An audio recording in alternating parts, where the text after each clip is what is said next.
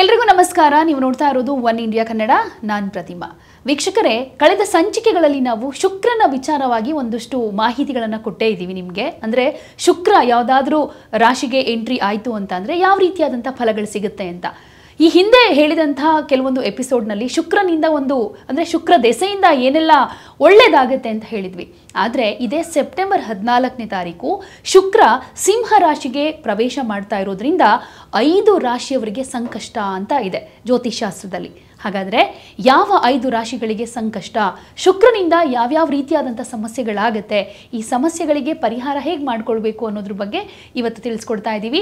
ಈ ವಿಚಾರಗಳನ್ನು ತಿಳಿಸ್ಕೊಡೋದಕ್ಕೆ ನಮ್ಮ ಜೊತೆ ಇದ್ದಾರೆ ಖ್ಯಾತ ಜ್ಯೋತಿಷಿಗಳು, ಪ್ರತ್ಯಂಗಿರ ದೇವಿಯ ಆರಾಧಕರು, ಭಾರತೀಯ ಸಂಪ್ರದಾಯ ಟ್ರಸ್ಟ್ನ ಅಧ್ಯಕ್ಷರಾಗಿರೋ ಡಾಕ್ಟರ್ ಮಹರ್ಷಿ ಗುರೂಜಿ. ಕಾರ್ಯಕ್ರಮಕ್ಕೆ ಸ್ವಾಗತ ಮಾಡೋಣ ಅವ್ರನ್ನ. ಗುರುಗಳೇ ನಮಸ್ತೆ, ಕಾರ್ಯಕ್ರಮಕ್ಕೆ ಸ್ವಾಗತ. ನಮಸ್ತೆ.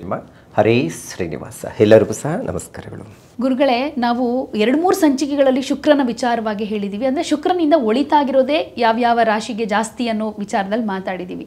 ಈಗ ಶುಕ್ರನಿಂದ ಸಂಕಷ್ಟ 5 ರಾಶಿಯವರಿಗೆ 14ನೇ ತಾರೀಕಿಂದ ಅಂದರೆ ಸಿಂಹರಾಶಿಗೆ ಪ್ರವೇಶ ಆಗ್ತಾ ಇರೋದು ಶುಕ್ರ. ಯಾಕೆ ಇಂತಹ ಸಂಕಷ್ಟ ಅಂತ ಮೊದಲು ತಿಳಿಸ್ತೀರಾ? ಸಾಮಾನ್ಯವಾಗಿ ಶುಕ್ರ ಶುಭಗ್ರಹ ಅಂತ ಹೇಳ್ತೀವಿ, ಪಾಪಗ್ರಹ ಅಲ್ಲ. ಮತ್ತು ಯಾಕೆ ಸಂಕಷ್ಟ ಉಂಟಾಗುತ್ತೆ, ಒಂದಿಷ್ಟು ವಿಚಾರಗಳು ಶುಕ್ರನ ಬಗ್ಗೆ ನಾವು ತಿಳ್ಕೊಳ್ಳೇಬೇಕಾಗುತ್ತೆ. ಯಾಕಂದರೆ ಪ್ರತಿಯೊಬ್ಬರಿಗೂ ಕೆಲವು ಗ್ರಹಗಳು ಯಾವ ಕಾಲದಲ್ಲಿ ಏನು ಫಲಗಳು ಕೊಡುತ್ತೆ, ಅಶುಭ ಬರುತ್ತಾ ಅಥವಾ ಶುಭ ಬರುತ್ತಾ ಅನ್ನೋಂಥದ್ದು. ನಾವು ಹಿಂದೆ ಶುಕ್ರ ಗ್ರಹದ ಬಗ್ಗೆ ಶುಕ್ರ ರಾಜಯೋಗವನ್ನು ತಂದುಕೊಡ್ತಾನೆ, ಶುಕ್ರ ದಶೆ ಬರುತ್ತೆ ಅಂತ ಹೇಳಿದೆ. ಒಂದಷ್ಟು ಜನಕ್ಕೆ ಈಗಾಗಲೇ ಭಾಳ ಜನ ಅಭಿವೃದ್ಧಿ ಮತ್ತು ಫಲಗಳನ್ನು ತೆಗೆದುಕೊಂಡಿರುವಂಥದ್ದು ನಾವು ನೋಡ್ತಾ ಇದ್ದೀವಿ. ಆದರೆ ಶುಕ್ರನ ಬದಲಾವಣೆ ಯಾವ ಮನೆಗೆ ಆಗ್ತಾ ಇದೆ, ರಾಶಿಗೆ ಅನ್ನುವಂಥದ್ದು ಪ್ರಮುಖವಾಗಿ ತಿಳ್ಕೊಬೇಕಾಗುತ್ತೆ. ಈ ಶುಕ್ರ ಗ್ರಹ ನೋಡಿ ಯಾವಾಗಲೂ ಅಷ್ಟೇ ಕನ್ಯಾ ರಾಶಿಗೆ ನೀಚ ಸ್ಥಾನ ಆಗಿರುತ್ತೆ. ಧನಸ್ಸು ಮತ್ತು ಅದರ ಜೊತೆಗೆ ಮೀನರಾಶಿ, ಕರ್ಕಾಟಕ ರಾಶಿ ಮತ್ತು ಸಿಂಹ ರಾಶಿಗೆ ಶತ್ರುಸ್ಥಾನ ಆಗಿರುತ್ತೆ. ಯಾವಾಗ ಶತ್ರುಸ್ಥಾನಕ್ಕೆ ಪ್ರವೇಶ ಮಾಡ್ತಾನೋ ಬಲಹೀನನಾಗ್ತಾನೆ. ಯಾವಾಗ ಬಲಹೀನನಾಗಿರ್ತಾನೋ ಶುಕ್ರ ದಶೆ ಇದ್ದಂಥವ್ರಿಗೂ ಫಲಗಳು ಕೊಡೋದಿಲ್ಲ. ಶುಕ್ರ ಯೋಗಗಳನ್ನು ಕೊಡುವಂಥವನು ಯಾವಾಗ ಫಲಹೀನನಾಗಿರ್ತಾನೋ ಎಲ್ಲವೂ ಸಹ ಬರುವಂತಹ ಕೆಲಸ ಕಾರ್ಯಗಳಲ್ಲಿ ತೊಂದರೆ ಆಗುತ್ತೆ. ಯಾವುದಾಗಬಹುದು, ಶುಕ್ರನ ಕಾರ್ಯತತ್ವಗಳು ಏನು, ಶುಕ್ರ ಕಳತ್ರ ಕಾರಕ ಅಂತ ಹೇಳ್ತೀವಿ. ಒಂದಿಷ್ಟು ವೈವಾಹಿಕ ಜೀವನದಲ್ಲಿ ಡಿಸ್ಟರ್ಬೆನ್ಸ್ ಬರಬಹುದು. ಮತ್ತು ಶುಕ್ರ ಗ್ರಹವನ್ನು ಧನಕಾರಕ ಅನ್ನುವಂಥದ್ದನ್ನು ನಾವು ಮೆನ್ಷನ್ ಮಾಡ್ತೀವಿ. ಈಗ ಧನಕಾರಕ ನಾವು ಯಾವಾಗಲೂ ಗುರುಗ್ರಹವನ್ನು ಲೆಕ್ಕಾಚಾರ ಮಾಡ್ತೀವಿ. ಆದರೆ ಶುಕ್ರ ದಶ ಬಂದರೆ ಅವನು ಧನಕಾರಕನಾಗಿ ಫಲಗಳನ್ನು ಕೊಡಲಿಕ್ಕೆ ಸಾಧ್ಯ ಆಗುತ್ತೆ. ಹಾಗಾಗಿ ಶುಕ್ರ ಯಾವಾಗ ಬಲಹೀನನಾಗಿರ್ತಾನೋ ಒಂದಿಷ್ಟು ರಾಶಿಗಳಿಗೆ ಒಂದು ಸ್ವಲ್ಪ ಡಿಸ್ಟರ್ಬೆನ್ಸ್ ಆಗೋದು ಖಚಿತವಾದಂಥ ಮಾತು. ಮತ್ತು ಈ ಶುಕ್ರ ಯಾವಾಗಲೂ ಅಷ್ಟೇ ಒಂದು ನಿರ್ದಿಷ್ಟ ಅವಧಿಯವರೆಗೂ ಫಲಗಳನ್ನು ಕೊಡ್ತಾನೆ ಅನ್ನುವಂಥದ್ದನ್ನು ಹೇಳುತ್ತೆ. ಅದರಲ್ಲಿ ಪ್ರಮುಖವಾಗಿರುವಂಥದ್ದಂದರೆ ಇದೇ ಸೆಪ್ಟೆಂಬರ್ 14ರಿಂದ ಅಕ್ಟೋಬರ್ 17ನೇ ತಾರೀಕುವರೆಗೂ ಸಹ ಸಿಂಹರಾಶಿಯಲ್ಲೇ ಸ್ಥಿತವಾಗಿರ್ತಾನೆ.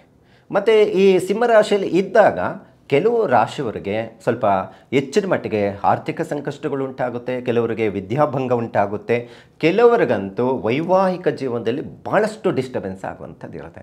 ಅದರಲ್ಲಿ ಪ್ರಮುಖವಾಗಿರುವಂಥದ್ದು ನಮ್ಮ ಒಂದು ಜ್ಯೋತಿಷ್ಯ ಲೆಕ್ಕಾಚಾರದಲ್ಲಿ ಒಂದಿಷ್ಟು ಪ್ರಾಬ್ಲಮನ್ನು ನಾನು ತಿಳಿಸ್ಕೊಡ್ತೀನಿ. ಅದಕ್ಕೆ ಸಂಬಂಧಪಟ್ಟಂಥ ಪರಿಹಾರಗಳನ್ನು ಮಾಡಿಕೊಂಡಾಗೂ ಸಮಸ್ಯೆಗಳಿಂದ ಈಚೆ ಬರಲಿಕ್ಕೆ ಸಾಧ್ಯ ಆಗುತ್ತೆ. ಆದರೆ ಆ ಸಮಸ್ಯೆಗಳು ಇದೇ ಬರುತ್ತೆ ಅಂದಾಗ ಸ್ವಲ್ಪ ಅದ್ರ ಬಗ್ಗೆ ಜಾಗೃತಿ ವಹಿಸಬೇಕಾಗುತ್ತೆ. ಮೊದಲಿಗೆ ಮಿಥುನ ರಾಶಿಯವರ ವಿಚಾರದಲ್ಲಿ ಬಹಳ ಮುಖ್ಯವಾಗಿ ತಿಳ್ಕೊಳ್ಬೇಕಾಗಿರುವಂಥದ್ದಿದೆ. ಅದರಲ್ಲಿ ಮಿಥುನ ರಾಶಿಯವರಿಗೆ ಮೃಗಶಿರ ನಕ್ಷತ್ರ 2, 3 ಮತ್ತು 4ನೇ ಪಾದದವರು ಯಾರಿರ್ತಾರೆ, ಅದರಲ್ಲಿ ಹರಿದ್ರ ನಕ್ಷತ್ರದವ್ರಿಗೂ ಸ್ವಲ್ಪ ಡಿಸ್ಟರ್ಬೆನ್ಸ್ ಆಗುತ್ತೆ. ಮತ್ತು 1, 2, 3ನೇ ಪಾದ ಪುನರ್ವಸುವರೆಗೂ ಸ್ವಲ್ಪ ಎಚ್ಚರಿಕೆ ಇರಬೇಕು. ಯಾವ ವಿಚಾರದಲ್ಲಿ ಅಂತ ಹೇಳಿದ್ರೆ ಭಾತೃಸ್ಥಾನಕ್ಕೆ ಬಲಹೀನನಾಗ್ತಾ ಇರುವಂಥದ್ದು ಸಿಂಹರಾಶಿಯಲ್ಲಿ. ಅಂದರೆ ಈಗಾಗಲೇ ಏನಾದರೂ ಪಿತರಾರ್ಜಿತ ಆಸ್ತಿ ಅಥವಾ ಅಣ್ಣ ತಮ್ಮಂದರ ವಿಚಾರಕ್ಕೆ ಸಂಬಂಧಪಟ್ಟಂಥದ್ರಲ್ಲಿ ಡಿಸ್ಟರ್ಬೆನ್ಸ್ ಇದೆ ಅಂತ ಹೇಳಿದ್ರೆ ಅದು ಇನ್ನಷ್ಟು ಜಾಸ್ತಿ ಆಗಬಹುದು. ಅಥವಾ ಈ ಪಿತರಾರ್ಜಿತ ಆಸ್ತಿ ಭಾಗಗಳನ್ನು ಮಾಡುವಂಥದ್ದು ಏನಾದರೂ ಇದ್ದರೆ ಆದಷ್ಟು ಅಕ್ಟೋಬರ್ 17ನೇ ತಾರೀಕುವರೆಗೂ ಯಾವುದೇ ಕಾರಣಕ್ಕೂ ಮಾಡೋಕ್ಕೆ ಹೋಗಬೇಡಿ. ನೀವೇನಾದರೂ ಈ ಪಿತರಾರ್ಜಿತ ಆಸ್ತಿ ಅಥವಾ ತಾಯಿಯ ಏನಾದರೂ ಒಡವೆಗಳಾಗಬಹುದು ಅಥವಾ ದುಡ್ಡಿನ ವಿಚಾರದಲ್ಲಿ ಏನಾದರೂ ಕೊಡುವಂಥದ್ದು ಭಾಗ ಮಾಡುವಂಥದ್ದು ಇದ್ರೇನೋ ಅದು ಭಾಳಷ್ಟು ದೊಡ್ಡ ಮಟ್ಟಿಗೆ ತೊಂದರೆಗಳಾಗುವಂಥ ಸಾಧ್ಯತೆ ಇರುತ್ತೆ. ಮತ್ತು ಅಣ್ಣ ತಮ್ಮಂದರ ನಡುವೆ ಅಷ್ಟಾಗಿ ಬಾಂಧವ್ಯತೆ ಇರೋದಿಲ್ಲ. ಸ್ವಲ್ಪ ಚಿಕ್ಕ ಪುಟ್ಟ ವಿಚಾರದಲ್ಲಿ ಮನಸ್ತಾಪಗಳು ಜಾಸ್ತಿ ಆಗುವಂಥ ಸಾಧ್ಯತೆಗಳು ಭಾಳಷ್ಟು ಇರುತ್ತೆ. ಮತ್ತು ಕೆಲವೊಂದು ಒಟ್ಟಾಗಿ ಅಣ್ಣ ತಮ್ಮಂದರು ಅಕ್ಕ ತಂಗಿರು ಇದ್ದಾರೆ ಅಂತ ಹೇಳಿದ್ರೆ ಅವರಲ್ಲಿ ಮನಸ್ತಾಪಗಳು ಜಾಸ್ತಿ ಉಂಟಾಗುವಂಥ ಸಾಧ್ಯತೆ ಈ ಶುಕ್ರನ ಪ್ರಭಾವದಿಂದ ಉಂಟಾಗುವಂಥ ಸಾಧ್ಯತೆ ಇರುತ್ತೆ. ಮತ್ತು ಅದರ ಜೊತೆಗೆ ಈ ನಾದ್ನಿ ವಿಚಾರದಲ್ಲಿ ಈಗಾಗಲೇ ಭಾಳ ಜನ ಈ ಸಮಸ್ಯೆ ಎದುರಾಗ್ತಾ ಇರುವಂಥದ್ದು ನಾವು ನೋಡ್ತಾ ಇದ್ದೀವಿ. ಮದುವೆಯಾಗಿ ಕೆಲವೇ ದಿನಗಳಲ್ಲಿ ನಾದ್ನಿಯಿಂದ ಕಿರಿಕಿರಿಯಾಗಿ ಗಂಡ ಹೆಂಡತಿಯ ನಡುವೆ ಬಾಂಧವ್ಯತೆ ಇಲ್ದಿರ ಹೋಗುವಂಥದ್ದು ವಿಚಾರದಲ್ಲಿ ನಾವು ನೋಡಿದ್ದೀವಿ. ಯಾಕಂದರೆ ಶುಕ್ರ ಕಳತ್ರಕಾರಕ್ಕಾಗಿರ್ತಾನೆ. ಸೊ ಹಾಗಾಗಿ ಸ್ವಲ್ಪ ಆದಷ್ಟು ಈ ಹೊಂದಾಣಿಕೆ ವಿಚಾರದಲ್ಲಿ ಸ್ವಲ್ಪ ಅಡ್ಜಸ್ಟ್ ಮಾಡ್ಕೊಂಡು ಹೋಗಬೇಕಾಗತ್ತೆ.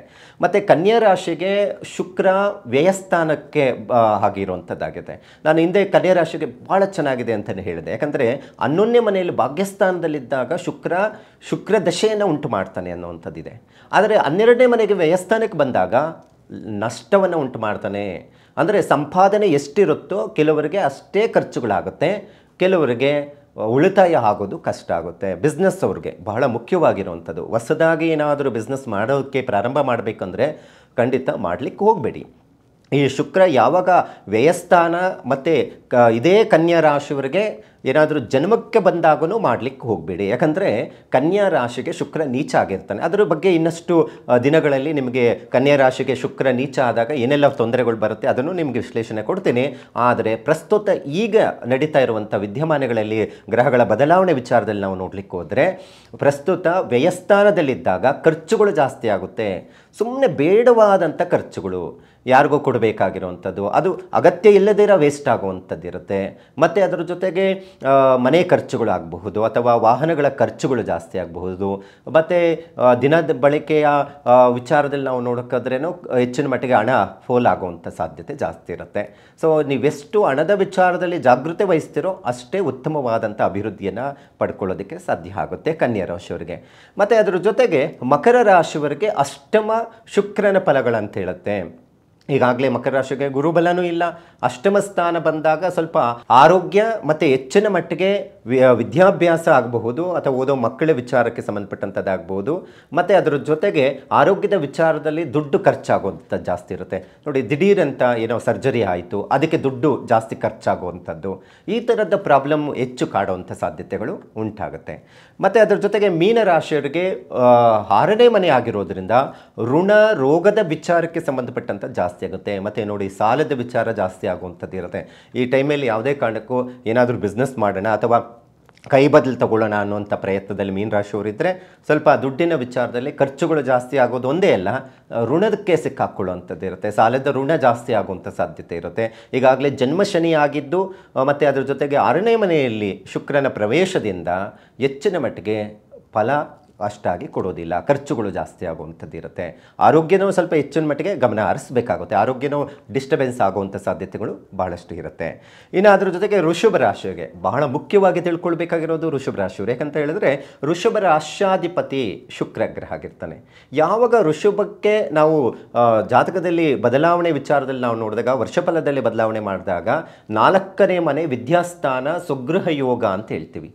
ನೋಡಿ, ಮಕ್ಕಳು ಮಾತ್ರ ಬಹಳಷ್ಟು ಮುಖ್ಯವಾಗಿ ಎಜುಕೇಷನ್ ವಿಚಾರದಲ್ಲಿ ಮಾಡುವಂಥ ಮಕ್ಕಳಿಗೆ ಇದು ಬಹಳ ಮುಖ್ಯವಾಗಿ ತಿಳ್ಕೊಳ್ಬೇಕಾಗಿರುವಂಥ ವಿಚಾರ.